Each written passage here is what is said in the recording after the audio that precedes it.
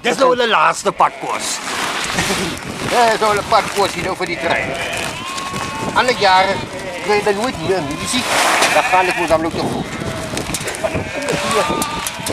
In swak jaar.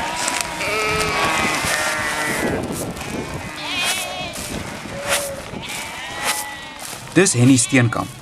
Hy boer met merino skape in die Tankwa Karoo, sowat 40 km van Sutherland. Die damn swak jaar waarvan Henny nou net gepraat het, hou hoofsaaklik verband met hierdie kurkdroë reënmeter. Boere in die deel van die wêreld skuif hulle skape elke winter af na die Tankwa Karoo en dan weer op na die Roggeveld.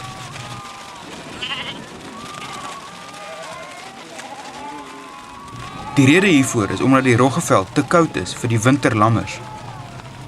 Nou is dit lente en oral is skaaplorries besig om skape te skuif na die beter weivelde op die Roggeveld, waar die meeste boere 'n tweede plaas, 'n somerplaas het.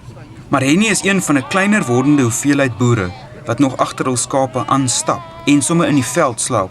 Dis nie 'n stap wat jy alleen aandurf nie, nie met 'n kudde van meer as 1000 skape nie. Die twee manne wat vir Henny gaan help is Willem van Rooyen en Frans Bantam met die ligblou wiekie. Ons het so 80 km om te trek, maar Henny het ook 'n geheime wapen, 'n teefie van Vryserburg. Kyk net hoe netjies werk klein Tombi hier met die skape.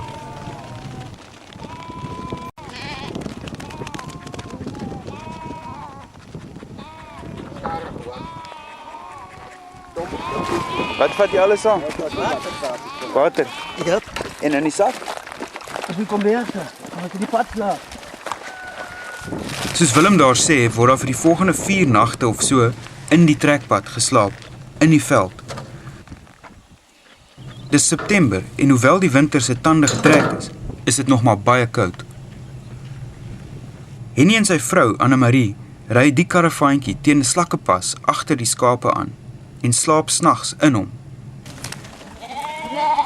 Die skape is haastig vir beter weiding. Hierdie ooi is mank van 'n bosluisbyt en die lammetjie het uitgesak, sommer al op die eerste dag.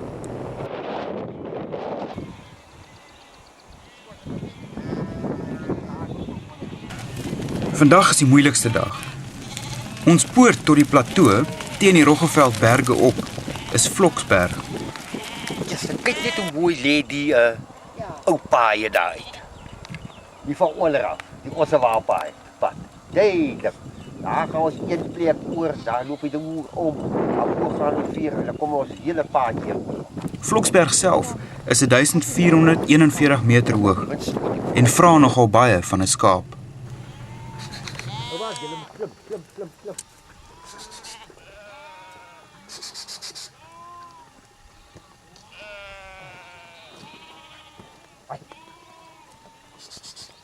Klim. Hoe lyk die skape? Lyk hulle soos hulle moet lyk, die lammetjies? Of lyk hulle 'n bietjie moeg? Nee, hulle is moeg, hulle is moeg. Die daar vanaand sal hulle poetseer wees. Want dit is maar harde berg hier uit. Die loop ons nou self, die sien mos. En kyk jy, die groot skape raak ook nou al moeg. Weet jy wat, hulle kyk, die hele man jaag nou aan, nou moet hulle op hulle eie plek. Dit is verseker.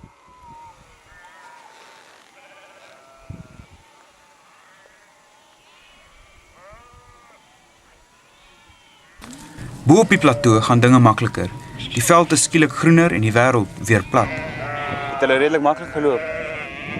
Hulle is net 'n bietjie moeg, man, dan seker nog dors, hulle stap swaar, man. Moeg en nog dors. Ja. Die skape word in 'n hoek in die trekgang aangekeer en ons slaap agter hulle om te keer dat hulle afdwaal of terugwy. Dag 3 bring 'n onverwagse uitdaging.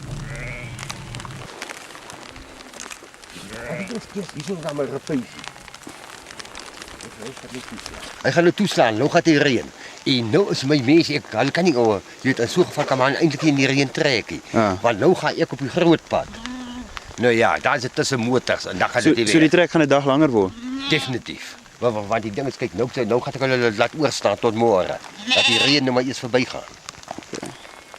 Of anders dan gaan ek ons dit nie maak. Want kyk, nou slaat hy toe, hy gaat er nie. Dag 4 en 5 verloop flink. Die lammers lyk sommer stapfiks en die Roggeveld se weiding stel nie teleur. Moenie by Na 78 km en 5 dae se trek, jaag Henny die laaste skape in die kamp op sy boonste plaas in die Roggeveld. So, dis dit, die laaste is in. Dit is nog so. Nou is die laaste. Dis verseker. Ons het hom nou veilig hier gebring. By ons dankbaar.